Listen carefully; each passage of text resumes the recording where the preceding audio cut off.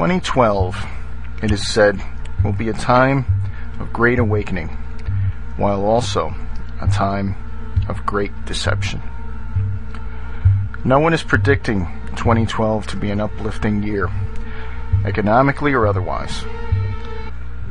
All major financial analysts predict stagnation at best, while others like myself warn of likely doom and gloom as the dollar continues to become less negotiable around the world.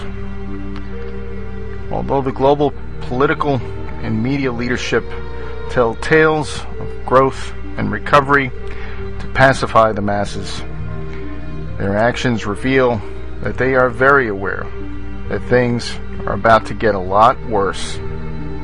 How that will manifest is unknown. The U.S. military is being directed to seize important assets by destabilizing sovereign governments through clandestine methods and position themselves to be in full control of important items like oil, regional water supplies, and through that, growable land the world over.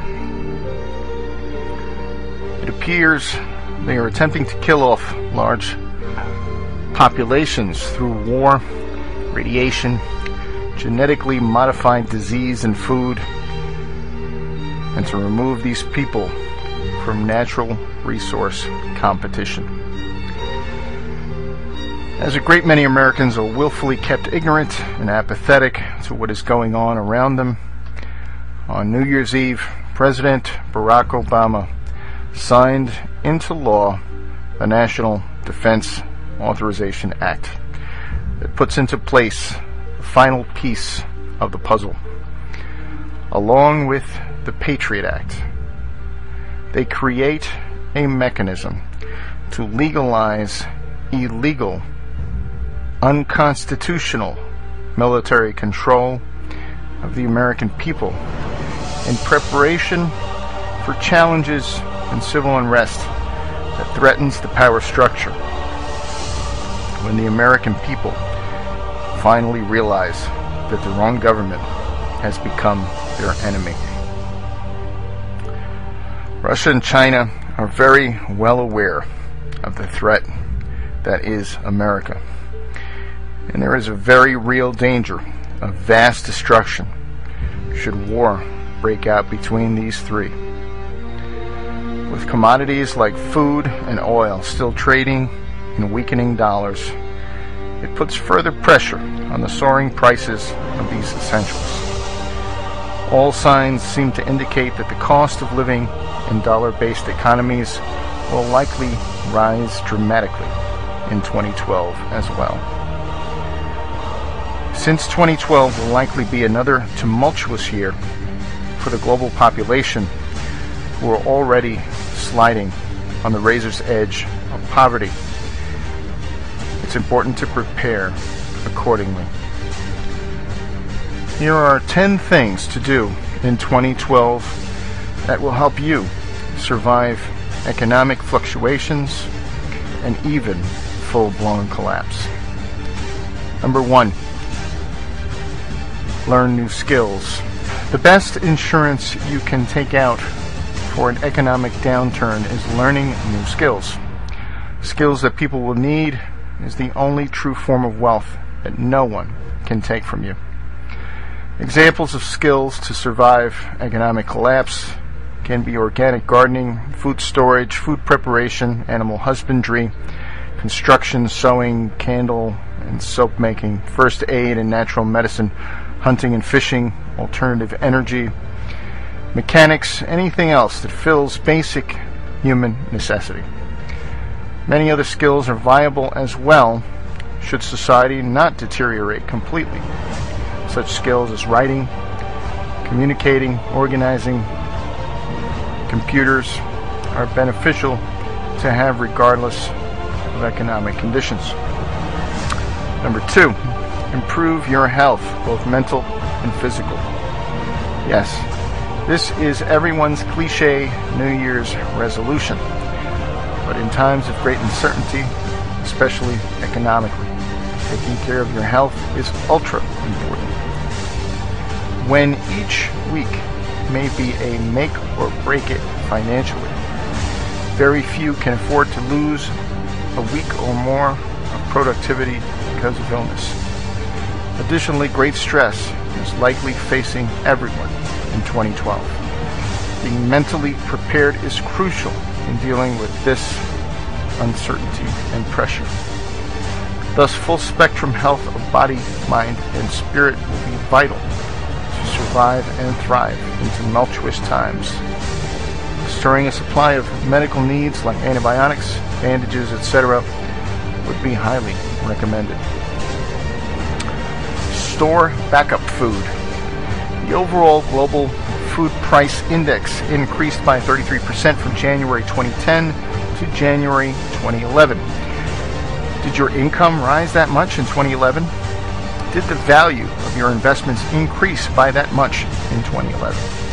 If not, storing extra food is far more practical than maintaining a savings or investment account. And in terms of withstanding a possible collapse of the dollar or economy in general, you'll be in much better shape than if your resources are in a banking institution. You could raise animals such as chickens, ducks, rabbits, and dairy goats and grow plants in gardens for sustainable sources. But storing food is an absolute necessity. Rice, sugar, flour, noodles, beans, canned meat are basic starting point. Don't forget your cooking utensils. Number 4, create a how-to library. There is no way to learn all the things that may be useful in times of severe economic distress.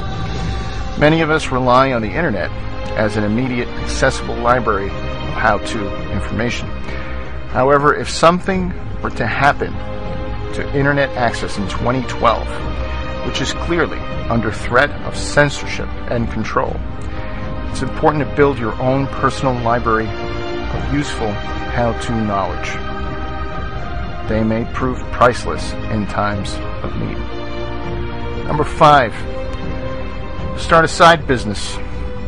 Waiting for the government or anyone to create jobs is futile and foolish. The world has clearly entered an age of prolonged economic downturn where manufacturing jobs are unlikely to return with any significance. It's time to focus on creating something for yourself, whether you're currently employed or not. Learn to forage for deals and small earnings. Learn to create. Start a small side business and build the foundations for an additional stream of income with something you're passionate about. Teach something, repair something, or making something that will be of service to others. Number 6, gather tradable goods. If things go from bad to worse, besides food, there are many things that will be valuable to have stored up. First, consider your personal needs and overbuy those items. Things like toothbrushes, soap, candles, baking soda, first aid products, alcohol, and medicine. There are also several survival goods that you should backstock, like cooking oil, fuel, lighters, seeds, weapons and common ammunition, batteries and hand tools. These are regularly used in daily life and won't ever go to waste. But they also have a great trade value should times get tough. All of these items can be picked up very inexpensively. You keep your eye on the deals and you buy in bulk. Number 7, building community alliances. Everyone needs a supporting tribe when times get tough. Inform your family and friends of your plans to prepare for the worst and the new business ventures you're engaged in. Encourage them to get involved with you in any capacity that makes sense. Seek others in your community already doing these things and collaborate with them. Support local businesses and local food cooperatives. Go to your town hall and city council meeting and suggest community activities that increase self-sufficiency of the area to cushion any disruption.